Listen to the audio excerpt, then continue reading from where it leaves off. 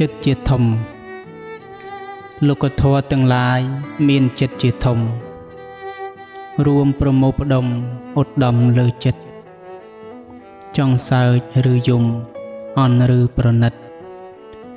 សម្រេចដោយចិត្តជាអ្នកកំណត់ជនណាមានចិត្តទោសៈកើតហើយឥតធ្វើល្អឡើយអាក្រក់ប្រកប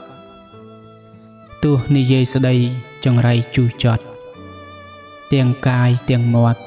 ឥតមានកុសលព្រោះតែអំពើអាក្រក់នោះឯងក្តីទុក្ខរមែងដេញតាមបុគ្គលដោយកង់រទេះតែងតែវិលវល់តាមគោមង្គលដែលអស់ដូច្នេះដានគូទៅណាដានកង់ទៅនឹងគួរតែយល់ដឹងកុំធ្វេសប្រហែសគួរតែសិក្សាធម៌អាឲ្យចេះកុំឲ្យចិត្តនេះនាំទៅអវិជ័យលោកធម៌ទាំងឡាយ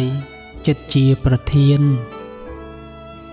ប្រសើរពុំមានអ្វីធំលើសចិត្ត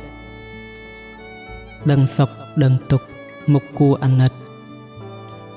សម្រេចដោយចិត្តជាអ្នកចាត់ចែងបុគ្គលមានចិត្តជ្រះថ្លាល្អហើយមិនប្រព្រឹត្តឡើយការនាំចំបែង